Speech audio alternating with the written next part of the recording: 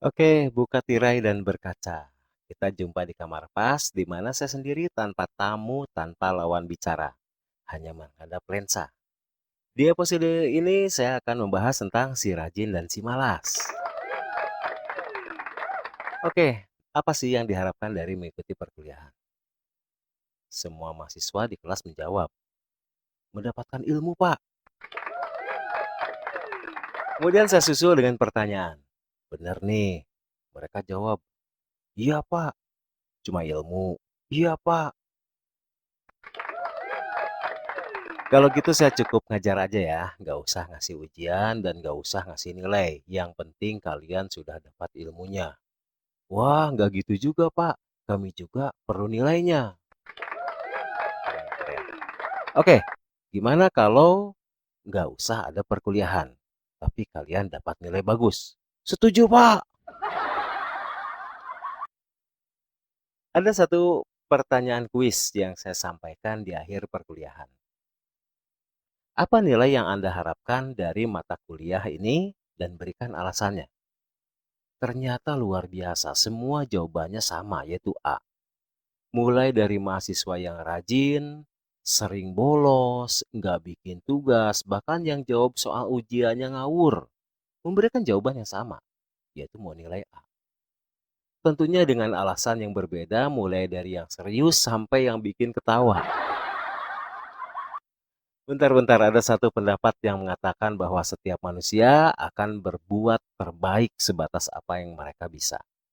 Jika dihadapkan pada suatu pekerjaan, mereka akan mengerjakannya sebaik yang mereka bisa. Mengerjakan soal ujian pun begitu. Mereka akan mencurahkan pemikirannya untuk menjawab soal-soal sebatas pengetahuan yang mereka punya. Untuk hal ini saya wajib menghargainya. Sekali lagi mereka sudah berusaha sebatas yang mereka bisa.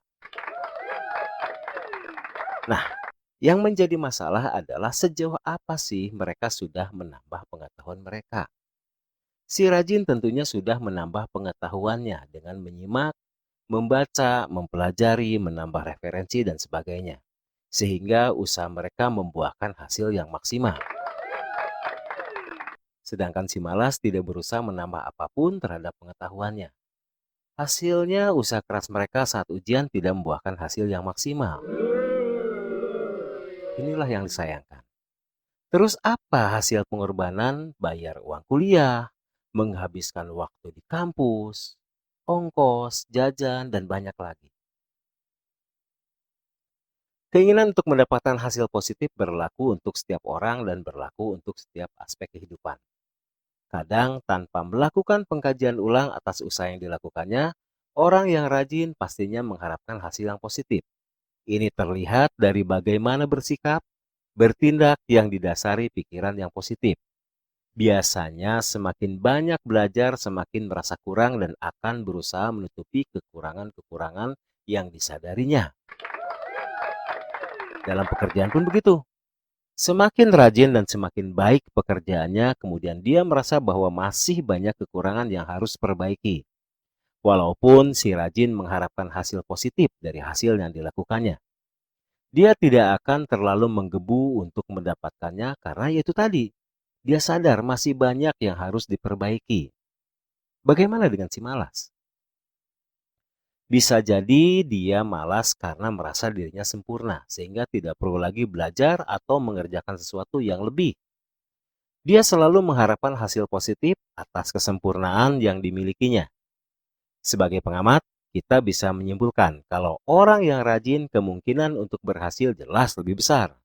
Tapi kalau yang malas, semua orang bisa menebak hasilnya. Dan yang aneh adalah selalu ada harapan untuk mendapatkan hasil yang sama. Mau pintar? Tahu kan caranya? Ya, betul. Dengan belajar. Semua orang tahu ya. Mau kaya? Tahu kan caranya? Yaitu dengan bekerja keras dan cerdas. Semua orang ingin sukses dan semua orang tahu caranya. Hanya sayangnya tidak semua orang bisa melakukannya. Semua orang tahu bahwa cara untuk sukses adalah dengan bekerja keras. Tapi apakah semua orang bisa bekerja keras untuk bisa sukses?